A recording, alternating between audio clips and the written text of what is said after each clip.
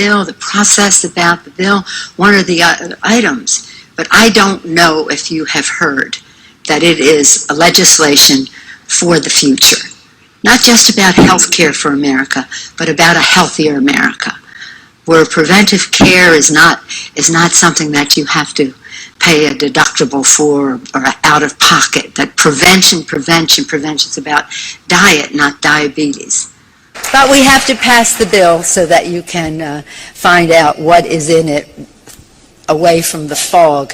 Today, after all the votes have been tallied, health insurance reform becomes law in the United States of America.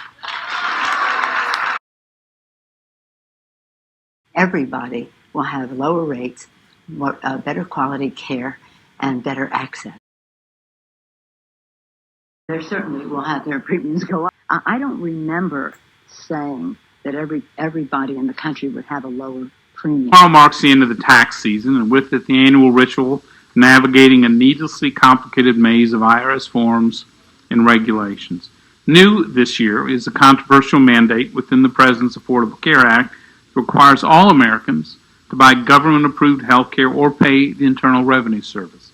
Also this year, local businesses with more than 100 full-time workers will also be forced to comply with an ACA mandate to offer qualified health care or pay the IRS. Now, we've been told that these mandates are an essential part of President Obama's health care law, that they're absolutely necessary to control costs and keep everyone insured. Without these mandates, we are warned health insurance markets would not be able to function properly. Here's the irony. Before the ACA, too many Americans couldn't afford to buy insurance because it was too expensive.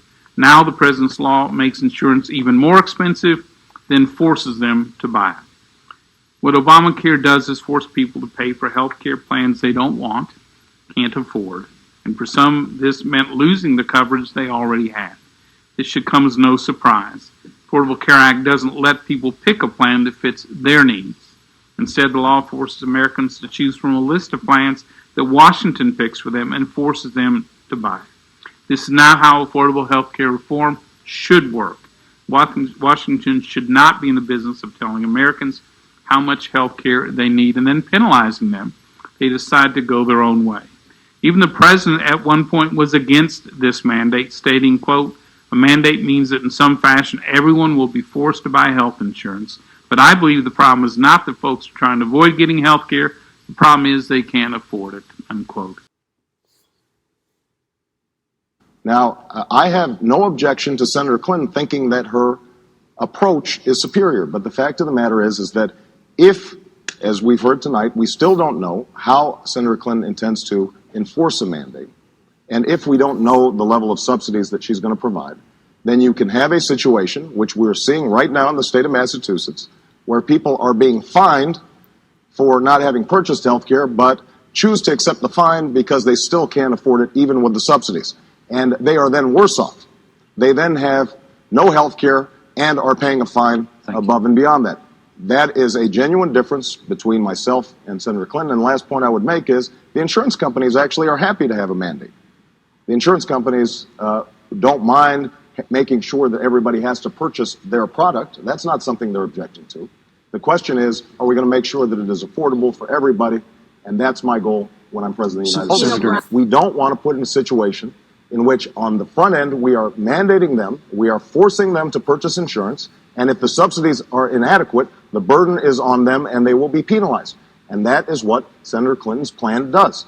Now, I am happy to have a discussion with Senator Clinton about how we can both achieve the goal of universal health care. What I do not accept, and which is what Senator Clinton has consistently done, and in fact, the same experts she cites basically say there's no real difference between our plans, that they are not substantial. But it has to do with how we are going to achieve universal health care. That is an area where I believe that if we make it affordable, people will purchase it. After last week's arguments at the Supreme Court, many experts believe that there could be a majority, a 5-member majority, to strike down the individual mandate. And if that were to happen, if it were to be ruled unconstitutional, how would you still guarantee health care to the uninsured and those Americans who've become insured as a result of the law? And I think it's important. I think the American people understand, and I think the justices should understand that in the absence of an individual mandate, you cannot have a mechanism to ensure that people with pre-existing conditions can actually get health care. Mary Agnes Carey of Kaiser Health News is back with us again. Mary Agnes, welcome again to the program. So let's start out by talking about what the administration's challenge is here. How many people out there are eligible but have not yet signed up for Obamacare? The administration says there are about 10.5 million people that are eligible to enroll in the exchanges, and they're hoping to enroll about 1 in 4 of those. This is going to be a tough group to go after. Maybe they're confused about the health care law, they may not understand how it works or that they need to have coverage, and so they need to have a very aggressive outreach for this enrollment period. Well, let's look at one of those people who present, I guess you could say, a challenge. And that is, this is a woman, her name is Angela Denig. She lives near Miami in Margate, Florida. She decided not to sign up for coverage last year. She said she was willing to pay the penalty. She'd rather do that. She ended up having a health scare, and she's trying to decide what to do now. Let's listen. When the open enrollment period was in 2013, I went online to explore my options. And when I plugged in my specific factors in my situation, I didn't qualify for any subsidy. So what it offered me was coverage through independent agencies. And the premiums were significantly expensive, something that was not in my budget. So at that point, I had to decide that I couldn't afford medical insurance. Full-time employment, I pay my taxes, I pay my bills, I live by the letter of the law. And the letter of the law said that year that even though I couldn't afford medical coverage, I was required to pay this penalty, and I did. And it hurt. So, Mary Agnes, what does the administration do to appeal to win over people like this, who it's not just a matter of persuading them? I mean, it sounds like she genuinely has an issue with the cost. Right. What they're asking people to do is to come back to the marketplace this year, to look again, to shop again. The hope is that in some markets, perhaps in her market, that there are more choices that will be affordable to her. And they also are emphasizing the penalty. We've got to remember, for example, the first year was $95 or 1% of your income, whichever is greater. That whichever is greater part really surprised people. For 2016, that goes to $695 or 2.5% of income. So while the administration is emphasizing they want people to shop on the exchange, they also want to make it clear that you must have coverage unless you meet a hardship exemption or other exemptions, and there is a penalty if you don't sign up. We have serious concerns with federal mandates on individual citizens and massive new government spending programs in such an austere fiscal environment. But those conversations are reserved for other forums. The current health care law was marketed to the American people as a means to provide high-quality health coverage options to every citizen in our country, while ensuring that those who like their current coverage can keep it. Over the past year, it has become abundantly clear that companies are having trouble complying with the new law. In order to escape the onerous burdens placed on businesses by this legislation, many of these companies have sought waivers from the Secretary for Health and Human Services with varying levels of success. The necessity of these waivers arose because many companies employ a health coverage strategy that provides some employees with mini-med plans that run afoul of current federal rules, mandated by the new health care law that set a minimal annual dollar limit on essential benefits that health care plans must provide in 2011, 2012, and 2013.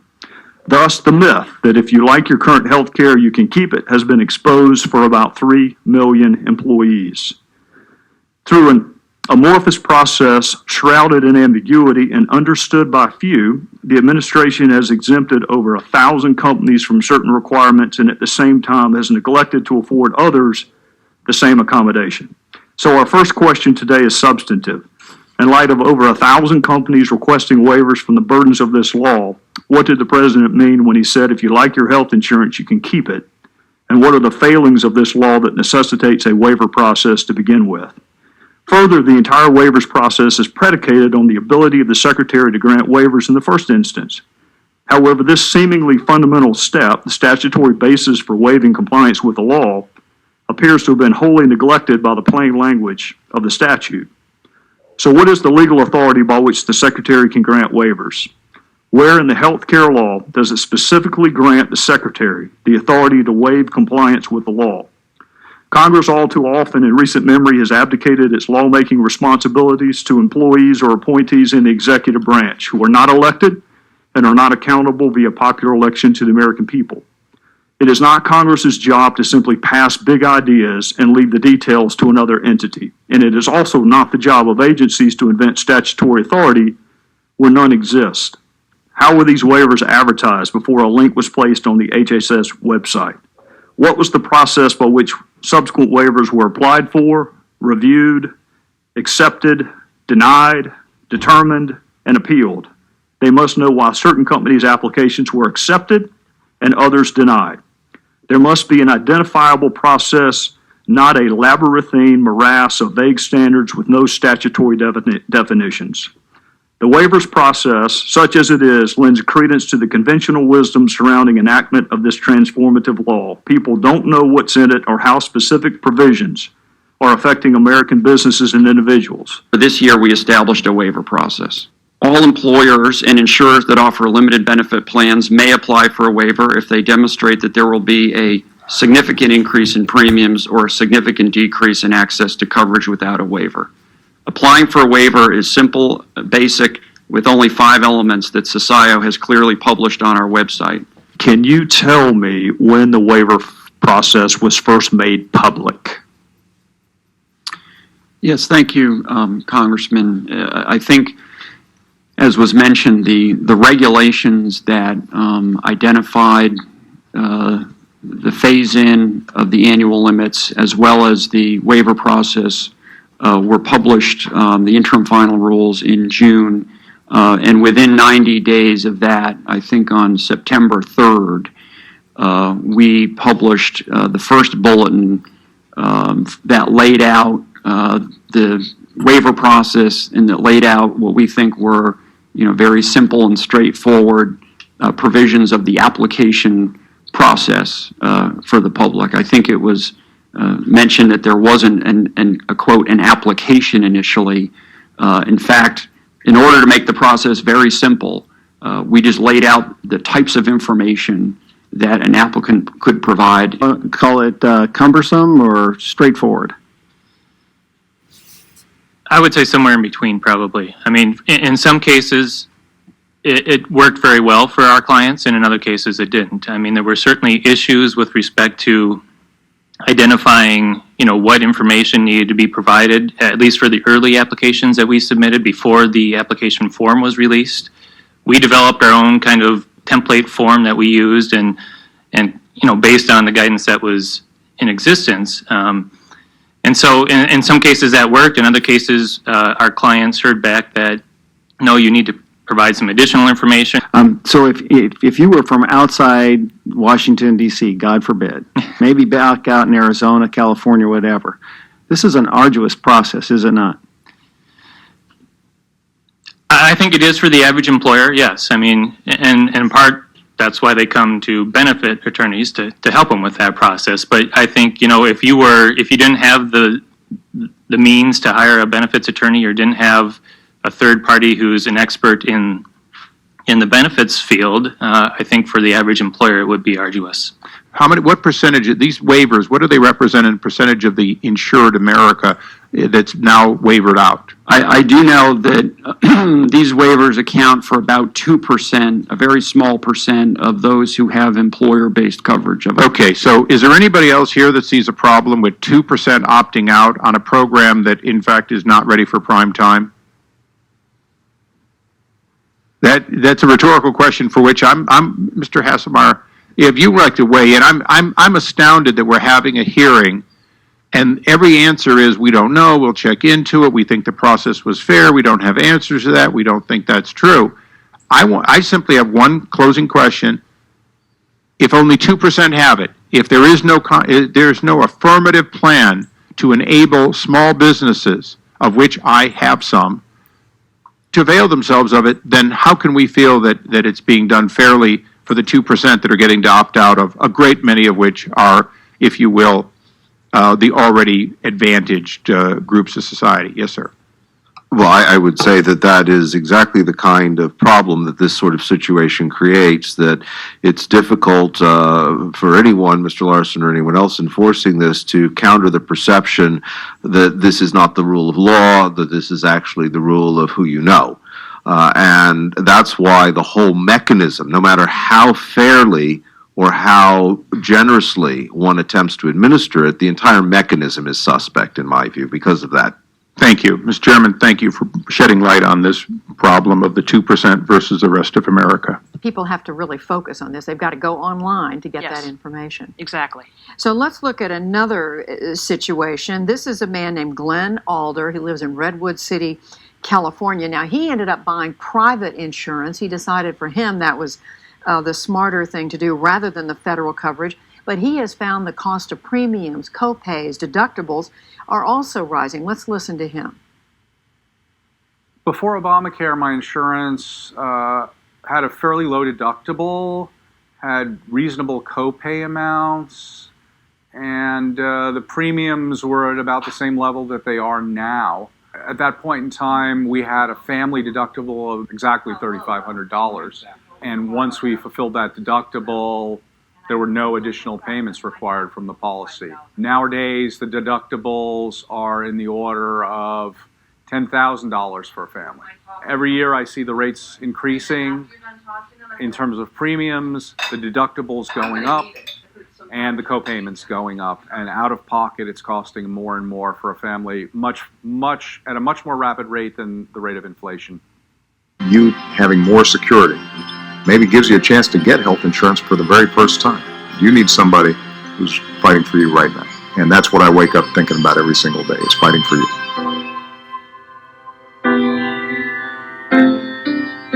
So, Mary Agnes, what does the administration say to someone in his situation? They understand the frustration about affordability. And they also are trying to make it clear, as he makes it so clear, that it's not just about your premium. It's your deductible. It's your copayment. It's this combined package of expenses that everyone faces. Chances are his health plan, he lives in California, they all had to sort of rise to the level of the plans that the Affordable Care Act had certain coverages they wanted covered. So that's probably why his plan is more expensive.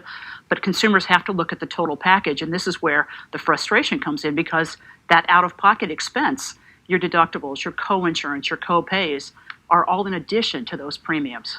Let me tell you exactly what Obamacare did. Number one, if you've got health insurance, it doesn't mean a government takeover. You keep your own insurance, you keep your own doctor, but it does say insurance companies can't jerk you around. They can't impose arbitrary lifetime limits. They have to let you keep your kid on your insurance plan until you're 26 years old. There's also millions of people have their children still on their health care plan until age 26 when it would have been dropped at 18. Obama administration released this ad of an angry mom scolding her kid.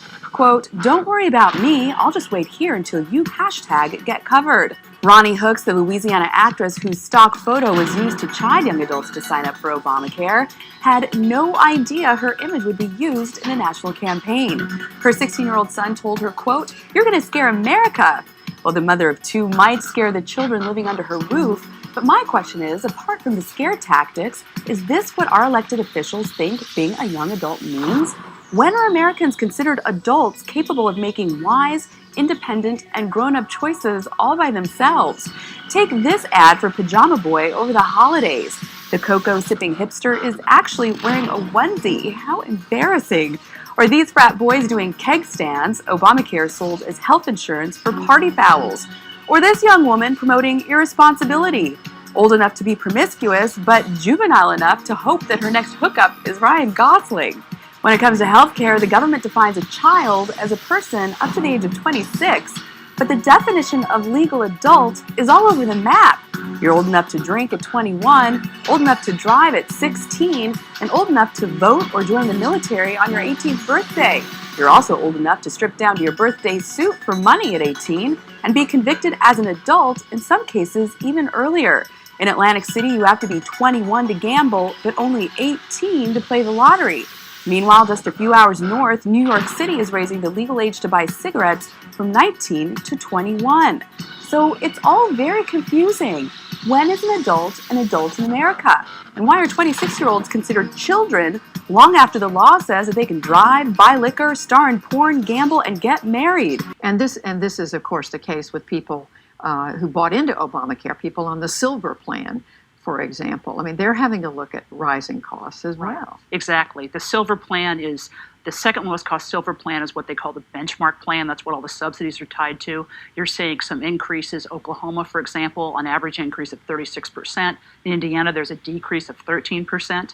But the thing that's important to understand is that even within a state, even within a region, prices can vary. So that's why it's important, even if you like your current plan, you should get on healthcare.gov or go to a local in-person assister or a broker or an insurance agent and look at what your options are to see if you can make a change that's more affordable for you if you need to do that. So how much tweaking is the administration able to do and stay within the law as it was passed? In the sense of, you mean tweaking? Tweaking in terms of making adjustments for people like this. I mean, as they go along, they're finding there are some challenges that they didn't recognize originally. Sure. I mean, they can do a variety of things. They're trying to increase the number of competitors in the marketplace. That can certainly help with consumers. They're trying to make the website faster and easier, so when people go on the site, some of the frustrations, some of the screen crashes and so on won't be there now. They're trying to make it as clear as possible for people to type in their information and see their benefits and see their potential coverages right there. What does this premium cost? What's my out-of-pocket cost? What is the total package? You can rank them from cheapest to most expensive to simply make it easier for you to find out what's out there. How confident is the administration that they're going to be able to get many more people to sign up? When you talk to them, what is their expectation? What do they say? They are expecting of that 10.5 million that they can get 1 in 4. They know for some people simply may not be aware of it. They don't want to enroll in it. They won't do that. Some people may make the same calculation as Angela did, that it's too expensive for her. But they're trying to go to those people who so far have said no. They're doing aggressive outreach to try to at least make them aware of what's out there and what their options are.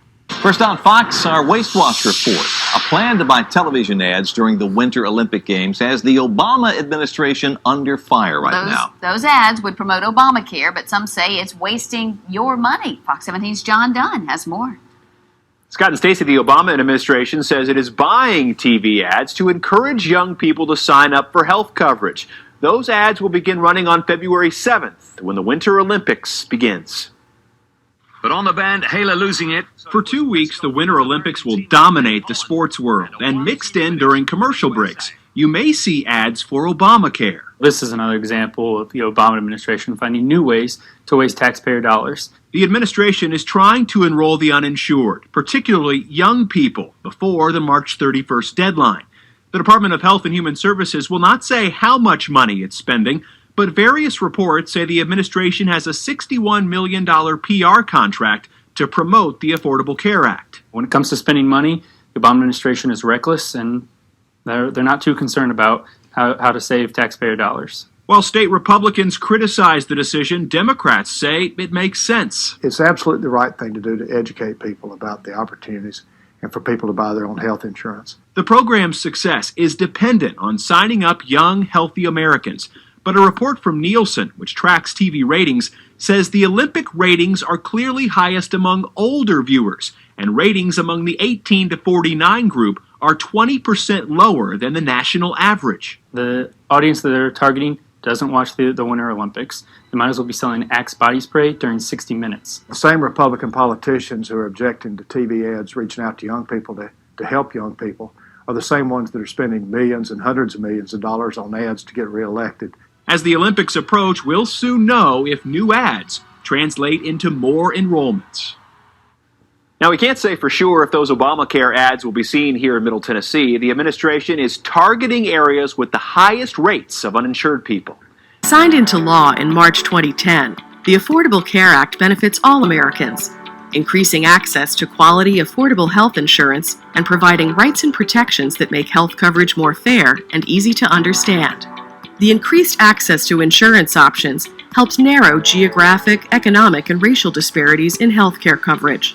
By 1993, all cohorts under the age 18 were born under legalized abortion. and we estimate steady state savings of $1.6 billion per year from positive selection. What did you mean by positive selection? Because in this paper, you're talking about providing more access to abortions to a socioeconomic strata of our constituents. What the paper did was look at... What did you mean by positive selection in abortion? In that paper, we were studying the characteristics of children who were born before and after abortion was legalized. By comparing those characteristics, you can infer the characteristics of the kids who were not born. What you inferred, I find chilling. What you inferred is that if we reduce the number of people or children born, life will be better for the rest of us still living. Specifically, you seem to suggest that if we eliminate or reduce the number of poor people that are born, this will make life better for all Americans. And this gets me to my final point, which is the Independent Payment Advisory Board. My constituents fear that this is in fact a method by which Obamacare will ration health care for the elderly and therefore implement cost savings for Medicare. So my question to you is, does your philosophy on abortion, that it can save money and improve outcomes, have any implications in the realm of end-of-life care? You argue that abortions of poor children raise the average living circumstances in your paper for the rest of us and save the government money. So, Dr. Gruber, if there are fewer elderly people, particularly poor elderly people, wouldn't that save a ton of money too? As an economist, wouldn't you think that would save money too? And do you understand the dangerous implications of going down this path? I have no philosophy of abortion. I have no philosophy of end-of-life care. My job as an economist is to deliver the empirical facts. Paul can make the necessary... And what would your facts be on the elderly? I don't understand the question. The end-of-life care. Do you advocate that the federal government should ration that? No, I do As an economist, would it save money? I do not advocate the federal government should ration end-of-life care. Thank you. I yield back. Here are 5 things to know about the Affordable Care Act, also known as the ACA. First, the ACA produced widespread gains in health coverage. Over 20 million people gained insurance, including individuals who can stay on their parents' plan until they're 26. The deadline may be delayed again, but the Obamacare ad blitz is still on, despite the White House once saying this. For the 375,000 people who visited the site by noon today, I think that they didn't need an advertising campaign to visit. Our focus is on not trying to advertise and get more Americans to do that, because we're seeing those Americans show up already with a demonstrated interest. Well, guess what? They are advertising now, and it's reportedly costing you, the taxpayer, $17 million a month. And when you add up everything the administration and the states are doing to promote the law, the price tag was nearly $700 million. And Rich, you say not a dime more to promote it, sort of paraphrasing the president. Well, yes, the key word is taxpayers. It's us. It's we, the people, that are funding this. And if Obamacare is such a big win, it should attract people on its own. It certainly had a lot of publicity. The care system is broken, and it caused my mother's death. Second, the Affordable Care Act protects Americans with pre-existing conditions like cancer, asthma, or diabetes. Insurance companies can't deny coverage based on a person's medical history or health status. The law also prevents insurers from setting annual or lifetime limits on spending. I've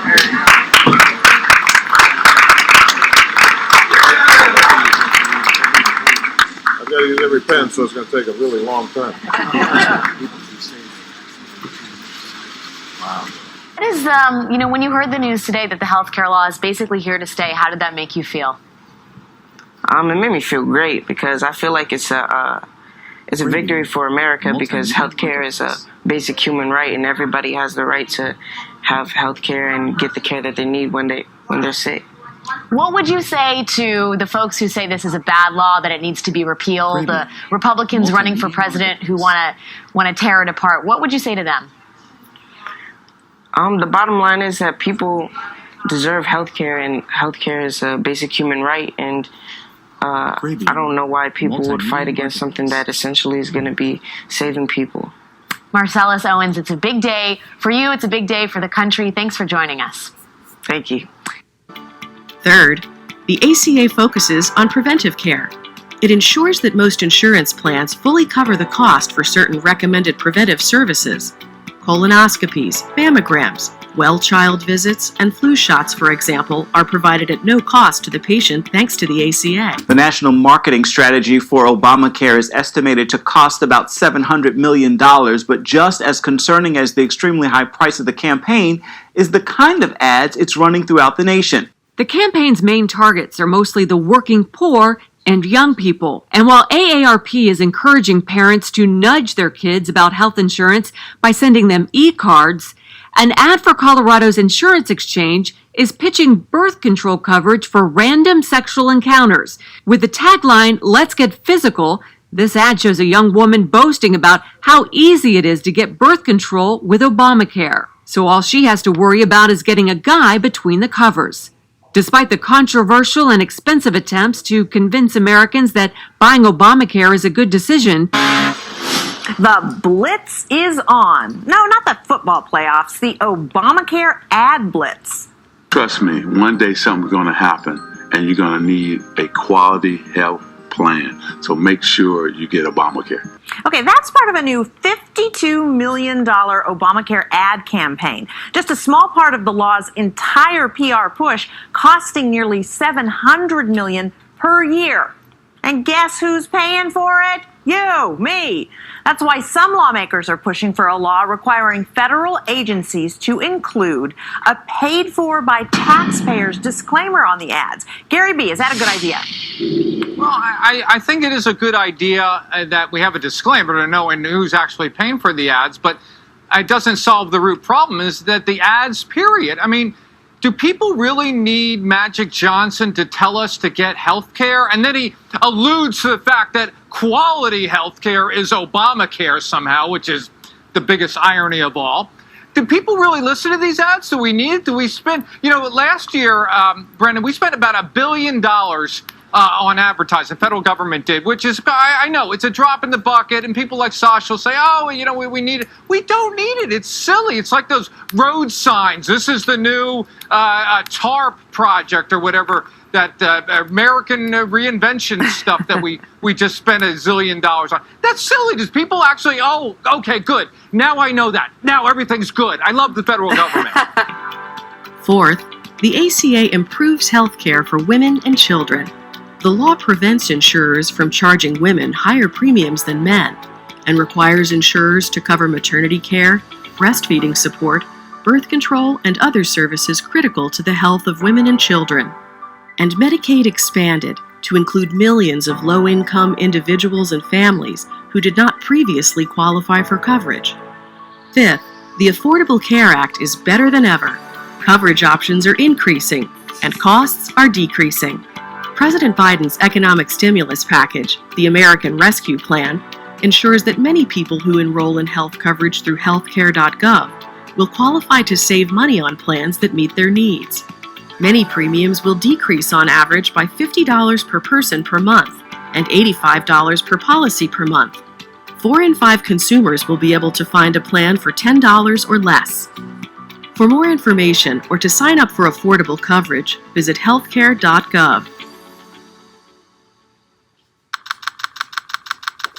Produced by the U.S. Department of Health and Human Services. We need to know where this money's coming from. I agree with Gary B. Don't spend taxpayer money on this. Okay, and just a little detail. Magic Johnson did donate his time to these ads, so that's important to know. Okay, Jonas, what do you think? Look, it'd be great if the government didn't have products and services that had to be marketed to the public, but that's the reality of this healthcare plan, and it needs people in it to get cheaper. So if the government can sell it to more people with advertising, our premiums are going to go lower because there's more young people in there footing the bill. So that's the job. Is it going to be very effective? Probably not. Approve or disapprove, according to Harvard, are in that poll. Look at that. 57% disapprove of Obamacare, while 38% approve. That's an overwhelming majority disapproving of Obamacare. We are seeing millennials the exact opposite. They're running away from enrolling. The premiums are skyrocketing, and this is why you're seeing these desperate pleas by Obamacare advocates. This is why you see crazy advertisements in Colorado using risque advertising to get people to sign up. This is why you have ridiculous pajama boy stuff. Right. They are going to desperate measures, and we're under expectation. Third time the U.S. Supreme Court has ruled in favor of Obamacare, a milestone that the law's namesake, former President Barack Obama, greeted by tweeting, "The Affordable Care Act is here to stay." For us Democrats, Obamacare is a badge of honor. Because no matter who you are, what stage of life you're in, this law is a good thing. First, if you already have insurance you like, you can keep it. If you like your health care plan, you can keep your health care plan. There is no doubt that the way I put that forward unequivocally ended up not being accurate. Things you probably don't want to have happen as you head into, as your party at least heads into an election year as being, the speaker of the lie of the year, as PolitiFact describes it. The thing about the healthcare issue, though, is that also in that NBC Wall Street Journal poll, the question was asked, what's the lens by which you've viewed the president thus far? And it's healthcare overwhelmingly. So what voters are doing is they're looking at the disastrous rollout of the healthcare bill, and that's also coloring their views of everything. The president's credibility has taken a big hit. That hasn't come back yet.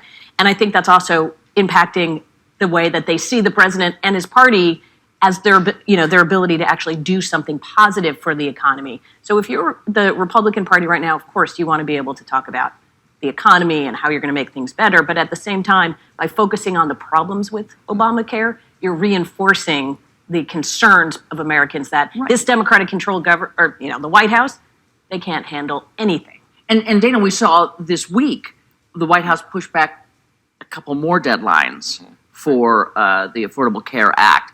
That's not reassuring. This is a low point. We don't know if it's the lowest, but it is a very low point in the Obama administration. It doesn't help to have neutral groups calling you the liar of the year. It's not likely that this is going to go away, and that's the issue. It's not just it's not just the website; it's his credibility that's taken a hit. And every time there's somebody who loses access to their doctor, who currently has health care, loses access to the doctor that they love, loses the free benefits that they were getting from their current health care, right? If they have to pay more, they have to do something else. It's going to bring that PolitiFact lie thing right back again. It's going to be in every single ad that you will see in 2014, linked to every single Democrat who voted for it, and quite frankly, for those who weren't even there when it was voted on. Even in previous low points, the president has benefited from high personal favorability rating, and he's taken a hit to his honesty, his perceived trustworthiness. That's hard to come back from.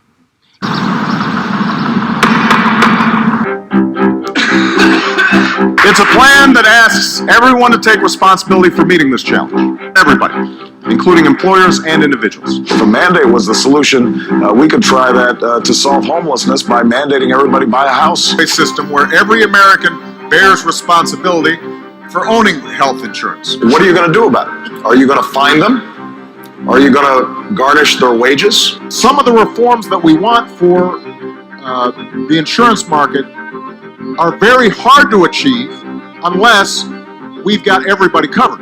We don't want to put in a situation in which on the front end we are mandating them, we are forcing them to purchase insurance, and if the subsidies are inadequate, the burden is on them and they will be penalized. We can't control costs unless everyone is covered.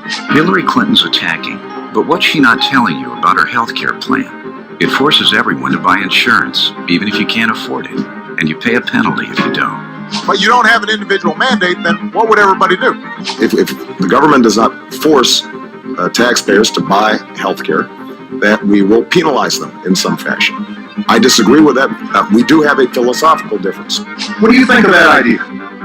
And if people can't trust not only the executive branch, but also don't trust Congress and don't trust federal judges to make sure that we're abiding by the Constitution, due process, and rule of law, then we're going to have some problems here.